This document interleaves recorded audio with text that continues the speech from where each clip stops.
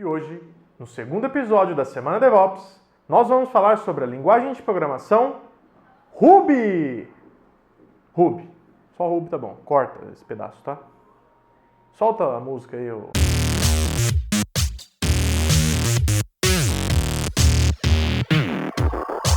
A primeira versão do Ruby foi lançada em 1996. Em dezembro de 2016 foi lançada a versão 2.4. E é essa versão 2.4 que a gente vai usar durante esses dias. Ruby é uma linguagem poderosíssima. Algumas das suas principais características são: ela é fortemente tipada, ou seja, você não precisa ficar declarando variáveis e tipo de variáveis. É uma linguagem de script, é uma linguagem orientada a objeto, tem suporte a multithread e a curva de aprendizado é muito curta. É muito fácil aprender Ruby, é muito simples escrever os códigos em Ruby. É muito simples dar manutenção no código Ruby, obviamente, um código Ruby bem escrito, né? E chega de blá blá blá. Se você quiser saber mais sobre a linguagem Ruby, acesse o site rubylang.org, dá uma olhada no Wikipedia, você vai entender a história, por que o tal do nome Ruby, por que não outro nome e tal, e assim vai. Beleza? A ideia é que a gente falar sobre coisas práticas. Para fazer a instalação do Ruby é super simples. A gente vai acessar rubylang.org, fazer o download do pacote e instalar. Se você usa Linux, você pode fazer a instalação do Ruby no Ubuntu ou no Debian, apt-get install Ruby. No CentOS ou no Red Hat, você pode fazer yum install Ruby. Também dá para baixar direto do site rubylang.org e fazer a instalação manual. Para a gente checar se a gente tem o Ruby instalado, a gente vai digitar no nosso terminal ruby-v. Ele vai dizer para a gente qual é a versão do nosso Ruby que está instalado.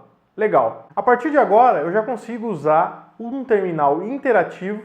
Um cara que a gente vai usar para começar a escrever os nossos primeiros códigos em Ruby é o IRB. O IRB é um console interativo para você testar, debugar os seus códigos em Ruby. Um pouquinho mais à frente a gente vai falar sobre escrever os códigos e poder executar esses scripts. Então a gente vai entrar no IRB e fazer aqui o famoso Hello World em Ruby. Existe um método no Ruby para fazer a saída de um texto. Assim como a gente tem em outras linguagens o echo, o print, o system out println, aqui no Ruby a gente chama esse cara de puts. Então eu vou digitar puts, entre aspas, hello world. Quando eu executar puts hello world, ele vai me devolver o meu hello world. Para começar, vamos falar sobre declaração de variável no Ruby. Para declarar uma variável no Ruby é muito simples. Você vai digitar o nome da variável igual o valor dessa variável. Nesse caso, a gente está fazendo uma variável chamada nome igual a semana DevOps. Mas sei lá, poderia ser uma variável chamada idade, que recebe o número 10, por exemplo. Lembra que eu falei das características da linguagem Ruby, que ela é fortemente tipada? Pois é aqui que entra toda essa história do fortemente tipado, uma das principais características da linguagem Ruby. Quando eu declarei a variável nome com o valor semana DevOps, essa variável, automaticamente, ela passou a ser uma variável do tipo string. Ou seja, ela é um texto. Se a gente fizer a pergunta, a gente consegue perguntar para uma variável no Ruby de que tipo ela é. Ou seja, eu consigo perguntar para essa variável a que objeto ela pertence. Ela é referência de qual objeto? Do número, de um texto, de um booleano, enfim. Como que eu faço isso? Basta eu digitar o nome da variável, .class. E a idade? A variável idade que recebeu a idade de 18. Como que a gente faz? É a mesma coisa, idade.class. O Ruby te dá essa flexibilidade de não ter que declarar o tipo. Ele faz isso para você. Esse é o tal da uma linguagem fortemente tipada. Voltando sobre declaração de variável. A gente tem uma variável chamada nome igual a semana DevOps. Com essa variável, eu consigo chamar os métodos que estão disponíveis na classe string. Ah, mas como que eu faço para saber quais são os métodos que estão disponíveis na classe string? É só você executar o nome da tua variável, .methods. A função, o método, o recurso methods, vai te devolver uma lista de opções que você pode executar naquela classe ou naquele objeto. Então a gente falou de número, inteiro e string. Vamos falar de um outro tipo que é o tipo booleano. O que é o tipo booleano? O tipo booleano no Ruby é representado por duas classes. A classe true e a classe false. Então eu posso ter uma variável do tipo está válida igual a true, ou está válida igual a false. Se eu perguntar de que tipo é esse objeto está válida, ou seja, está válida.class, vai me devolver o tipo que ela é. Vamos falar agora como trabalhar no Ruby com listas. O array é uma lista de valores não estruturados. Eu posso ter um array com posições de string, números, booleanos. Então vamos ver como a gente faz para trabalhar com array no Ruby. E para eu declarar uma variável do tipo array no Ruby, eu vou colocar o nome da minha variável igual, entre colchetes, os valores que eu tenho nessa lista. Esses valores são separados por vírgula. Então eu tenho, numa posição, eu tenho uma string, tenho um número e tenho um booleano. Se eu perguntar para essa minha lista de que tipo ela é, vai me devolver array. E dentro do array, eu tenho alguns métodos para trabalhar com lista que são bem legais. Por exemplo, imagina que nessa minha lista eu quero adicionar mais um valor. Eu tenho um método que é o push. Então eu vou fazer a minha lista.push, entre parênteses, e vou passar um valor que eu quero que ele adicione na minha lista. Se eu fizer um puts da minha lista agora, olha como ela está. Eu sei que essa é a minha lista. Se eu quiser saber o tamanho dela, eu vou fazer meu array.size. Tem outros dois métodos bacana para a gente usar em array, que é o .first e o .last. Um devolve o valor da primeira posição do meu array e o outro devolve o valor da última posição da minha lista. Uma das funções que você mais vai usar dentro de uma lista é fazer o quê? A iteração dessa lista. Ou seja, eu quero, para cada valor que eu encontrar dentro de uma lista, executar uma função. Por exemplo, para cada valor que eu encontrar dentro dessa lista, eu quero imprimir esse valor. Então eu vou chamar minha lista.it, que é o nome do método que faz a iteração numa lista, do pipe. Aqui eu vou colocar uma variável onde eu vou guardar uma referência do valor de cada posição dentro do meu array. Eu vou chamar de pacote. E dentro do bloco do end, eu vou colocar o que eu quero fazer nessa iteração. Para cada vez que ele, então, encontrar um valor dentro da minha lista, eu quero que ele imprima o valor dessa posição. Então, eu vou colocar puts pacote. Então, esse método it, a gente vai usar ele para fazer iterações dentro de listas. E não esquece de usar, nesses objetos que a gente viu agora, aqueles dois métodos, o .class e o .methods. Esse, então, foi o uso do Ruby usando o IRB, que é o Ruby interativo. Tem até uma versão disponível do IRB na internet, que é o TryRuby. Tem outras versões. O legal do TryRuby é que ele vai te dando alguns exercícios para você executar. Então chega de usar o IRB e agora a gente vai falar de scripts. O que muda? O que muda é que agora a gente não tem mais o terminal iterativo do Ruby. Todos os comandos que a gente executar, que a gente quiser dar a saída daquele comando, a gente tem que usar o puts. E para a gente usar um script em Ruby é bem simples. Basta você criar um arquivo com uma extensão .rb e lá dentro colocar os códigos Ruby. E para chamar esse script, você vai usar ruby, espaço, teu script.rb.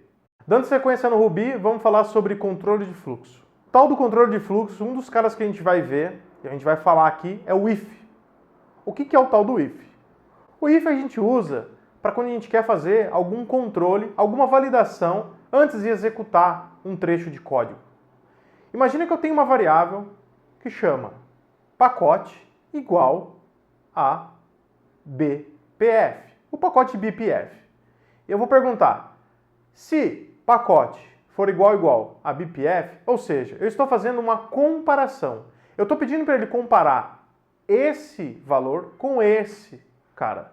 Então, se pacote for igual a BPF, ou seja, se esse teste devolver verdadeiro, eu vou executar um trecho de código. Por exemplo, eu vou executar aqui puts instalando o pacote BPF. Dentro do if, a gente pode usar mais duas opções, que é o else if e o else. O else é o caso contrário. Ou seja, eu coloquei aqui if pacote igual a BPF, puts instalando BPF. Caso contrário, não instalei nada. Esse é um exemplo do if com else. Se eu executar o meu script, ele vai dizer o quê? instalando o BPF. Então, esse é o controle de fluxo que a gente vai usar nos nossos scripts em Ruby. Isso é super útil, por exemplo, quando eu quero entregar um arquivo numa máquina, que a gente vai usar o chef para isso, e eu quero que o conteúdo desse arquivo, imagina que ele é um arquivo de configuração de uma aplicação. O conteúdo em um ambiente de qualidade, homologação, é um conteúdo. No ambiente de produção, é um outro conteúdo. Esse é um exemplo do if que a gente vai usar na receita do chef para controlar o conteúdo desse arquivo que o chefe vai entregar para a gente nos servidores. Vamos falar sobre integração do Ruby com o sistema operacional. A gente vai falar de duas classes, dois objetos dentro do Ruby para fazer integração com o sistema operacional. Primeiro, a classe File.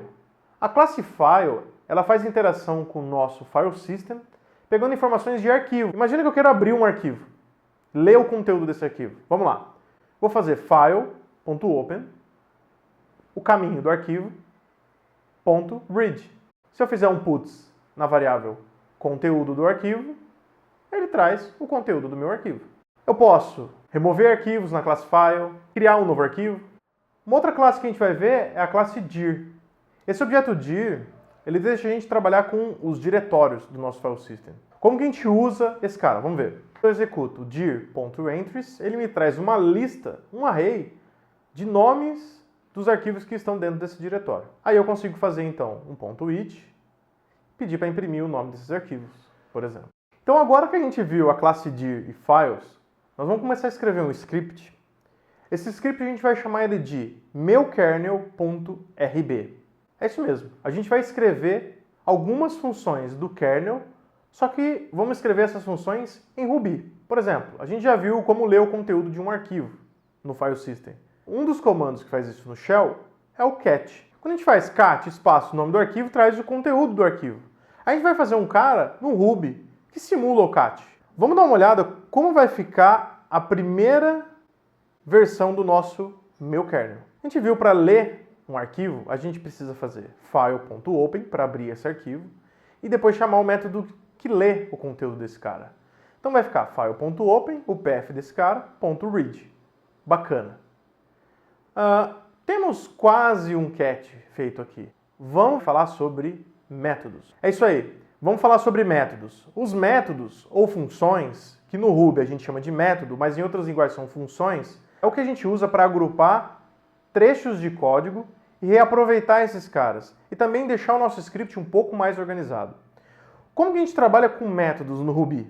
Dá uma olhada. Como que dentro do nosso script, então, a gente define os nossos métodos? É assim, ó. Def, meu método, end, tudo que estiver aqui dentro é o que esse método vai executar. Eu vou dizer, então, que ele faz um puts, olá, esse é o meu método. Como que eu invoco esse método? Meu método. Vou executar o script, olha lá, executou o meu método. Então é assim que a gente vai usar para declarar o nosso método que vai ler um arquivo. Porque imagina que a gente está escrevendo um kernel. Um kernel tem muitas funções. E a gente vai escrever algumas funções. Uma delas a gente vai simular o cat. Então como que vai ficar? Olha lá. Def cat file.open.read. Pronto. Acabamos de escrever o método que faz um cat em um arquivo. Vou executar o script e vou invocar o método aqui embaixo. Cat. E se eu quiser deixar esse cat um pouquinho mais esperto? Porque, assim, ele só faz cat num path que ele conhece, está dentro dele, certo? Eu quero passar um parâmetro para esse método e aí sim ele vai executar um cat ou um read de um arquivo num arquivo, em um path que eu vou dizer para ele. Então como vai ficar? Dentro do Ruby, a gente usa para declarar métodos que recebem parâmetros, assim, ó, parênteses, e aqui o nome desses parâmetros. Eu quero que ele receba um parâmetro que vai chamar arquivo. E aqui eu vou dar um file.open, não mais num caminho de um arquivo fixo, e sim o que ele me passar como parâmetro. Então vai ficar file.open, arquivo.read. Agora eu vou chamar o cat. Ele vai ficar cat, e eu tenho que passar o parâmetro, que vai ser um string de um path de um arquivo. Vamos executar o script. Agora ficou melhor o cat. Está quase virando um cat de verdade, né? Agora que a gente acabou de construir um método que retorna o conteúdo de um arquivo. Tem uma outra função que a gente vai simular no nosso kernel, que é a de listar o conteúdo de um diretório. Vamos então escrever um método que lista o conteúdo de um diretório. Como vai chamar nosso método? Então a gente vai escrever o método ls. Dá uma olhada. Def ls. Aqui entre o end eu vou colocar qual é a classe que a gente usou para listar conteúdos de um diretório. Dir. E o método que faz isso é o .entries. E aqui o path desse cara. Eu vou pedir então para ele listar tudo que está dentro do etc. Só que, a mesma coisa do cat, aqui no ls eu tenho um ls um pouquinho burro. Ele só faz o que ele quer, só o que ele sabe. Eu quero passar como um parâmetro. Então eu vou fazer a mesma coisa que eu fiz lá no cat. ls, o parâmetro vai se chamar diretório, e aqui eu vou dar um dir.entries nesse diretório. Vou executar o cat, vou executar o ls, e vou executar o script meuKernel.rb. Ruby meuKernel.rb. Agora o nosso kernel executa duas funções ao mesmo tempo, né? O cat e o ls. Não tá legal. Vamos melhorar esse script. É comum quando você está fazendo um script, em qualquer linguagem, você começar a quebrar trechos do seu código em outros arquivos para ficar mais organizado. O nosso método que define o cat, ele é curtinho, o método que define o ls também. Mas imagina que você tem um método muito grande, vai querer quebrar isso em outros arquivos. Fica até mais fácil de você dar manutenção no código. Aquele monte de código num único script dá trabalho para manter, dá trabalho para dar manutenção. Então o que a gente vai fazer? A gente vai quebrar cada função ou cada método do Ruby, esses dois caras que a gente escreveu, em arquivos. A gente vai criar um arquivo que vai chamar cat.rb, outro arquivo que vai se chamar ls.rb. E o nosso kernel vai incluir esses trechos de código dentro dele e usar como uma referência. Olha só como vai ficar. Então eu tenho o meu kernel.rb, que tem todo esse conteúdo aqui. Primeira coisa, vou criar um novo arquivo, vou chamar de cat.rb, vou criar um outro, ls.rb, vou mover aquele trecho do def cat para cá e do def ls para cá. Ótimo. E como que eu faço para usar esses dois scripts que a gente acabou de quebrar lá no meu kernel? Vai ficar assim, ó, require.cat e require.ls. Esse é o caminho onde se encontram os arquivos que eu acabei de criar. Lembrando que você poderia usar um caminho absoluto, um caminho relativo, como eu estou usando aqui. Agora, eu tenho esses dois trechos de código. Vamos testar? Vou salvar, executar. Olha lá, continua executando o cat e o ls. Legal esse esquema do require. Então o require é o cara que você vai usar para incluir trechos de código que estão em outros arquivos como referência aí dentro do teu script. Ele é parecido com o include, o import, o use de outras linguagens de mercado. Ó, legal esse negócio do require, de quebrar em arquivos, reutilizar trechos de código e tudo mais. Mas o meu kernel definitivamente aí ainda não tá legal.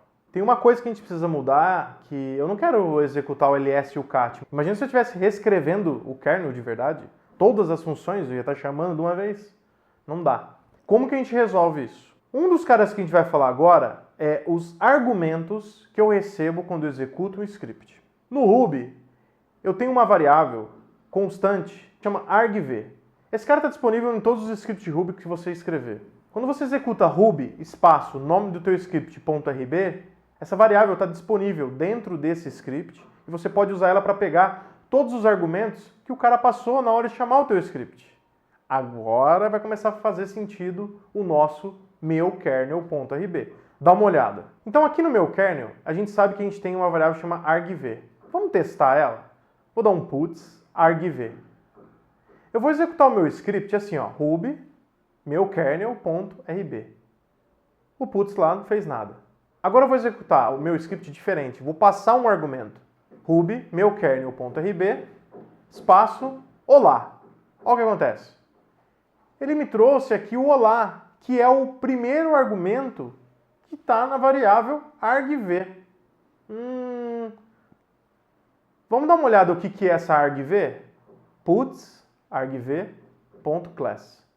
Se eu executar de novo, passando um parâmetro para esse sítio lá, olha o que ele devolveu. É um array. Então eu tenho uma lista de argumentos que eu posso passar aqui e posso recuperar ela aqui no meu script. Imagina que eu quero então dar um cat em um path específico, em um arquivo específico, que é como funciona o cat do nosso sistema operacional. Então eu vou dar puts argv, eu quero imprimir qual é esse parâmetro que está vindo, qual é o valor desse parâmetro que está vindo na posição 0 da minha lista. Vou executar. Olha lá. O olá é o cara que eu trouxe. Dá uma olhada. Agora eu vou chamar ruby meu kernel.rb espaço cat. Olha o que ele imprimiu. Ele disse que o primeiro parâmetro que eu passei é o cat. Vou executar de novo o meu kernel passando ls. Agora ele diz que é o ls. Então é esse cara que a gente vai usar junto com o controle de fluxo que a gente aprendeu um pouquinho atrás, para validar. Quando o cara que chamar o ruby meu kernel.rb e passar o parâmetro cat, eu quero que ele execute o método cat. Quando ele passar o parâmetro ls, execute o método ls. Como ficaria isso? Usando o primeiro parâmetro, aqui, eu vou definir qual é a função. Então eu vou fazer if argv de 0 for igual a cat, executo o trecho cat. Else if argv de 0 for igual a ls, executo o ls. Vamos executar o kernel agora? Ruby, meu kernel.rb, espaço cat. Ah, chamou o cat. Vamos chamar agora o ls. Ruby, meu kernel, ls. Trouxe o conteúdo do diretório etc que está lá dentro do ls. Eu quero que o próximo parâmetro que o cara vai me passar, no argv, seja o parâmetro que eu vou usar dentro dos meus métodos. Por exemplo, o cat espera um parâmetro, não é? O ls também espera um parâmetro. Eu posso passar n parâmetros como argv aí num script Ruby. Então, se a posição 0 é o cat ou o ls, a posição 1 eu vou usar para pegar um outro parâmetro que você vai me passar na hora de chamar o script. Olha lá como vai ficar. Então aqui, ao invés de eu passar o etc, eu vou dizer argv da posição 1 do meu array. E aqui no cat, a mesma coisa, argv da posição 1. E lá no nosso script vai ficar ruby, meu kernel, espaço cat, espaço o arquivo que eu quero dar cat. E o ls, como é que vai ficar? Vai ficar assim, ó, ruby, meu kernel, ls, e o diretório que eu quero fazer o ls. Então agora a gente tem o cat, o ls totalmente segregado e a gente consegue invocar esses dois métodos no nosso script meu kernel.rb separadamente. Galera, eu espero que vocês tenham gostado dessa introdução à linguagem Ruby que a gente fez em meia hora. Tem muita coisa bacana que dá para fazer com Ruby. Eu espero que tenha ficado claro toda essa história que a gente contou sobre Ruby desde o começo, das variáveis, dos métodos, de como escrever os scripts, que é bem útil quando a gente está trabalhando na operação. A gente quer escrever scripts para facilitar a nossa tarefa do dia a dia. Lembrando que Ruby vai ser uma linguagem muito utilizada na hora de a gente escrever as nossas receitas lá no Chef, a ferramenta de automação e gerenciamento de configuração que a gente vai ver na quinta-feira. Tá legal? Lá no quarto vídeo. Então esse foi o segundo episódio da Semana DevOps, a gente falando sobre Ruby. Amanhã tem mais e a gente se vê lá. Solta outra música aí, vai.